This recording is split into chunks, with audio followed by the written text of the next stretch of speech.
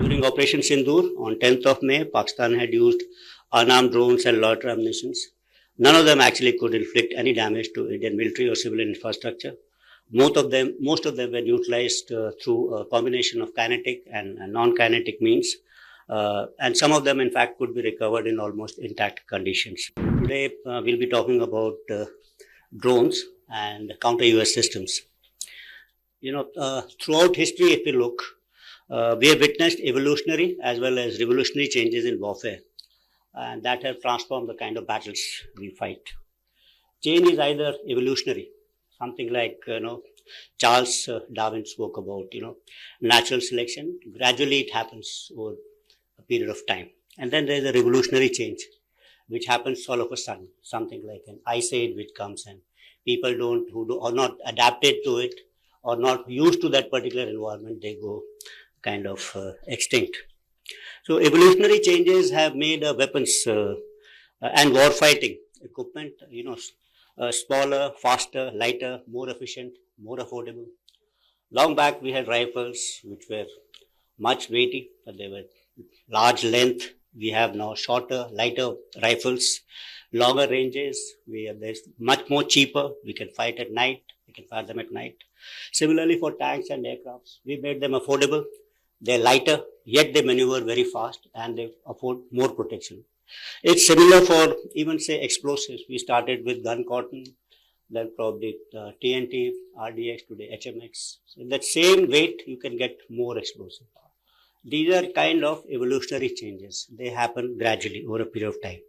On the other hand, revolutionary changes, they impact the very character of war, necessitating organizational, doctrinal, functional, structural kind of changes. And they need new ideas, innovations, imagination, and new kind of thoughts.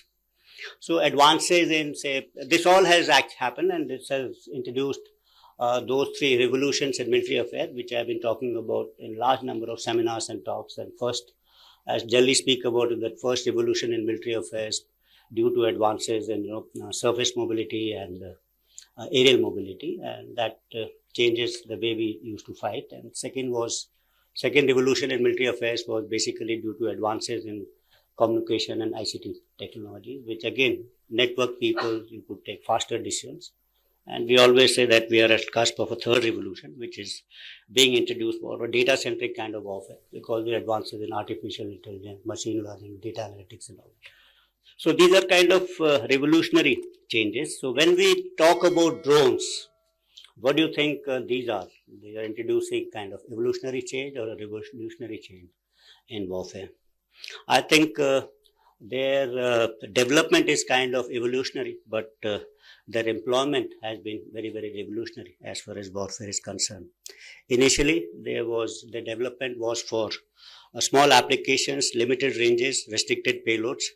As the realization of the scope of deployment, utility and success increased, armies started using drones in a revolutionary kind of manner. And you've seen this in number of wars which are being fought by us. Their utility grew many folds, from being simple means of transportation, photography or videography, to becoming cost-effective force multipliers for modern warfare. Their unbridled and rampant use in modern-day conflicts proved not only their utility but also their ubiquity. They augment manned systems and enable militaries to conduct simultaneous operations across multiple domains with fewer resources and minimal danger to human lives. If you see a human being, means our cognitive thinking, we have always looked or preferred things which are, you could say faster, bigger, more sophisticated, more costly. We think that these are systems which are far better. Even if you look at the motto of Olympics, which says, citius, elitius, fortius, which means faster, higher, stronger. It's in our DNA, it's in our system that we think that this is better. But look at a drone, which is the antithesis of what we are thinking. It's smaller, unimaginative, very, very clumsy. Most of them, the drones are not even aerodynamic. They're cheaper, they make a lot of noise, and yet they're effective. And they're unsophisticated, inexpensive. I think this is their USP, that it is beyond the conventional thinking. It beats conventional thinking. So this, I think, is very, very important. So let's look at unarmed aerial vehicles, that includes drones, from a factual and conceptual viewpoint. Factually, drones are a proven reality. We know that their widespread utility in recent conflicts demonstrate how drones can shift tactical balance disproportionately to their size or price. Factual because the government of applications of US in modern warfare is challenging traditional ideas about air superiority, ground maneuver, and force protection. Swarm tactics, autonomous and intelligent operations, MUMT, asymmetric drone warfare are making large platforms vulnerable and driving militaries to rethink the conceptual aspects of air doctrines, development of a counter US system, and adaptive rules of engagement. So, in the conceptual realm, if you look, we always thought that airspace was one, it was kind of indivisible. And it's there where manned aircrafts traditionally dominated battlefield. So, this used to be there till about 18 kilometers or 60,000 feet or so. But the introduction of, say, ballistic missiles, hypersonic weapons, that is cruise as well as glide, has opened up that upper space. And we always say that today airspace also includes near space. So that's one way. But you look at the bottom side of it, at the lowest space, which is below 50. Now this is getting congested, and this requires a special kind of a treatment and understanding, because this is where most of the combat is taking place when we talk about these drones. So the need of the hour is to develop capabilities to harness this lower airspace gainfully through utilization of force multipliers like US systems, and at the same time dissuade the adversary from doing so by developing a robust counter US systems. During Operation Sindoor on 10th of May, Pakistan had used unarmed drones and loiter ammunitions. None of them actually could inflict any damage to Indian military or civilian infrastructure. Most of them were utilized through a combination of kinetic and non-kinetic means. And some of them, in fact, could be recovered in almost intact conditions. We need to focus on combat in future in this particular lower airspace. The ability to use LEO satellites for control of USS, enhance communication and navigation services, and increase the range and functionality of drones manifold. Conventional drones that work on principles of line of sight data link are limited in range and capabilities. Let's now talk about counter US system and a counter US grid. As drones and autonomous systems become the choice of weapons for targeting, developing counter US systems to protect our critical infrastructure and military assets assumes importance. Counter US operations are extremely complicated. Detecting, identifying, tracking, and neutralizing drones involves creation of a counter US grid that must be capable of integrating and networking multiple technologies such as radars, sensors, jammers, as well as directed energy weapons. The effectiveness of this architecture will hinge upon seamless coordination and integration across air defense networks, civil aviation regulators, and local command and control structures to avoid gaps, fratricide, and operational blind spots. The modern counter-US system grid is not only about technology, it's about fusing disparate assets into a resilient, adaptive ecosystem that can dynamically respond to the evolving aerial threats in a contested lower airspace. Let's switch on to Atmanirbharta for both this drones and counter-US systems.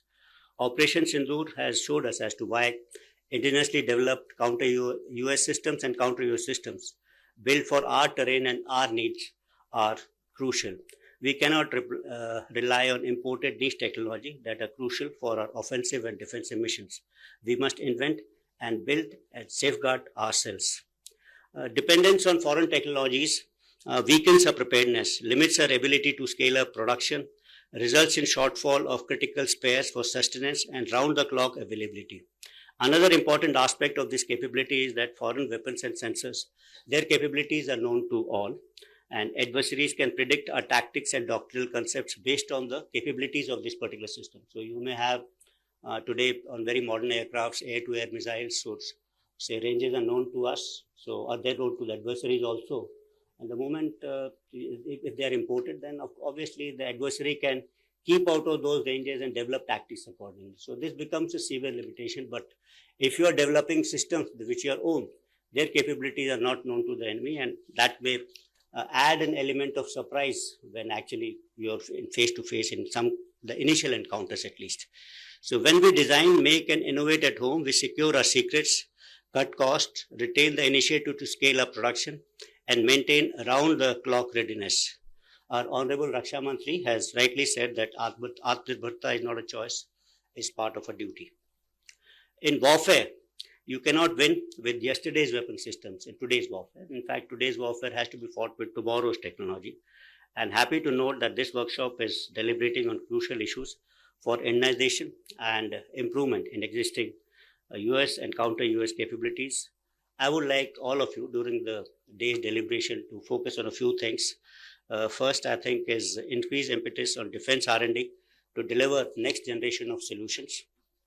Then encourage modular, upgradable design so that new technology, payloads, AI modules, EW technology can be integrated quickly.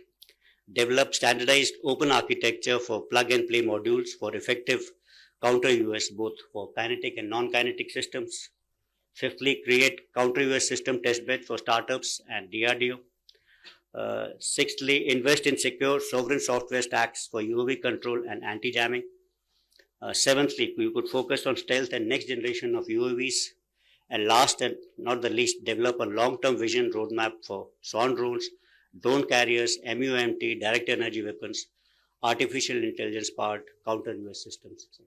And so towards the conclusion, I would say that this one-day workshop being organized by the Office of Scientific Advisor to CISC in collaboration with CENJOS is a much-needed steps towards evolving strategy to make India self-reliant and future-ready in counter-US and US technologies. I'm also very happy to note that the exhibition is being organized on the sidelines of this workshop to provide an opportunity to the industries to showcase their products to the users. I wish all the participants, speakers, organizers the very best for an unprecedented success for the workshop come exhibition, and look forward to a feedback to institute further and necessary improvements. Then I will have a small little submission. This third particular session, I believe, can be renamed as Challenges in Indianization of UAV Components, rather than talking about problems envisaged by users to the use of imported components in the UAV. That would not be a correct kind of a message. Thank you, ladies and gentlemen, for a very, very patient hearing. Thank you.